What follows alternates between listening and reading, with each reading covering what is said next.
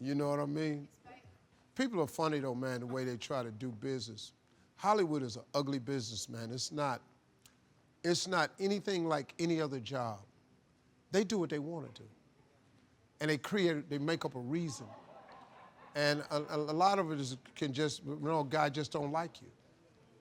But the one thing about me, man, I've always been resilient. I've never been afraid to reinvent myself.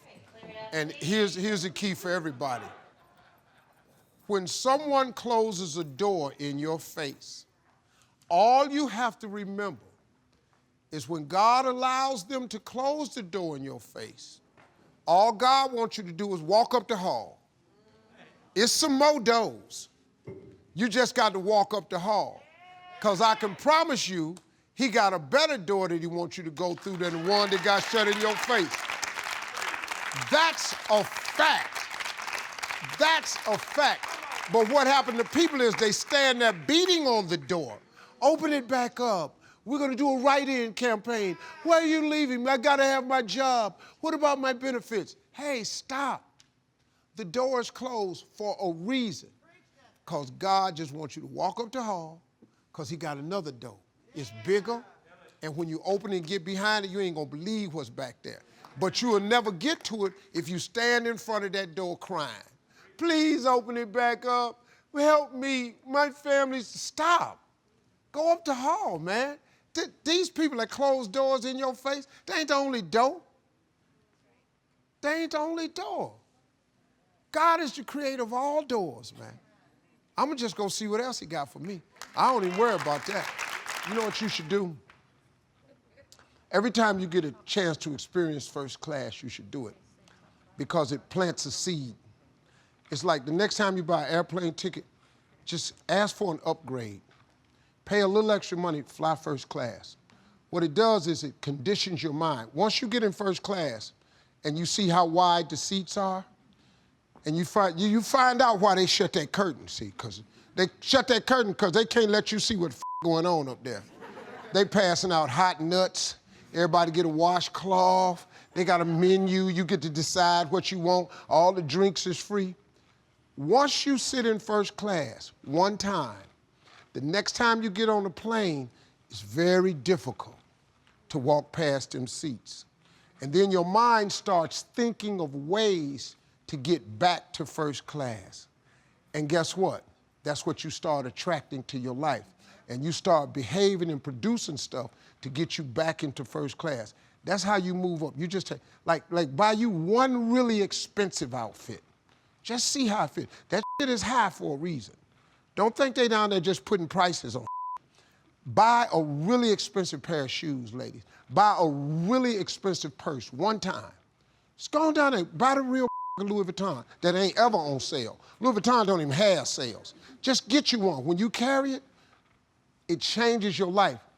It will then cause your mind to subconsciously produce thoughts to get another one. And next thing you know, you attract the thing you need to produce the outcome that you want. Life is all about the law of attraction. That's how you do it. Just try it. Well, same advice I give to my kids, man. If I could get them to understand the importance of their 20s. Because, man, you know what I did? I just blew my 20s. I ended up spending all of my 30s fixing what I messed up in my 30s. I spent all of my 40s doing what I could have been doing in my 30s. I looked up, man, I had let too much time slip away. If you could get young people to get their foot on the gas pedal in their 20s, because right now they think going out is everything. And I keep telling them, man, you're gonna outgrow that in a minute. Because, you know, like at this age, it's when somebody says, hey, we're gonna go out to a club tonight. What? Go out to a club? Are you kidding me? It don't make no sense to you now because you're over that. But it takes a minute for them to understand that, man. It's sad.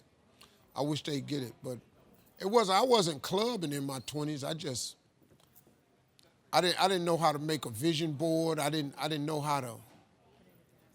What really changed my life, man, was I got in Amway when I was about 24.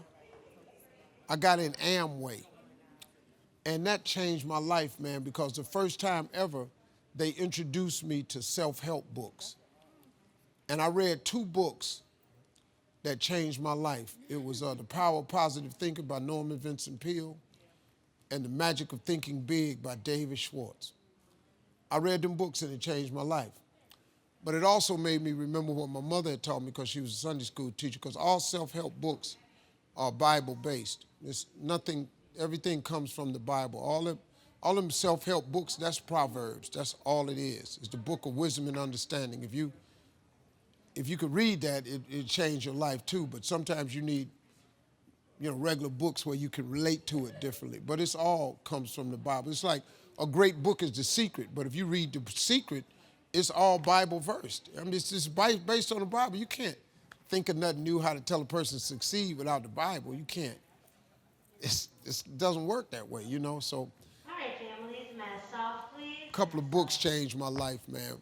But The Magic of Thinking Big was huge for me. It just taught me one simple principle. It don't cost no more energy to think big than it does small. You can say Volkswagen and you can say Rolls Royce with the same amount of effort. You ain't got to grunt to say Rolls Royce. So if the Bible is true, which it says a man is as he thinketh, if you think poor thoughts, you got to be poor. The moment you change that thought into wealth or riches, you start the process to becoming wealthy or rich. It's not a magic trick. It's really how it works. People complicate it. You got to do this and you got to do that. But the Bible's pretty plain. They ain't got no loopholes in it. Really don't. It's just real simple. It say what it say. All you got to do is believe it's talking to you. That's what it is. Most people don't think that God is talking to them, that I come to give you life and give you life more abundantly. You don't think he's talking to you? He'll give you life more abundantly. He do. He really will. You ain't got to be rich to have an abundant life. Sometimes you just need to be healthy, happy. You could be really happy, man, making $70,000 a year. You really, really can. You don't need a few million. I did, but you didn't need a few. It helped me a little bit. But to be honest, it didn't make me happy. It really didn't. Until you need God to be happy. So I ain't no preacher, so we got ministers in the room, so I'm just telling y'all from a hood perspective what I did to get here. You can go to church and hear it, or take it from a dude that come out the bottom, ain't got nothing. Ain't gonna pass no offering tray. I don't really care. If you don't believe me, you ain't got to. But I made it.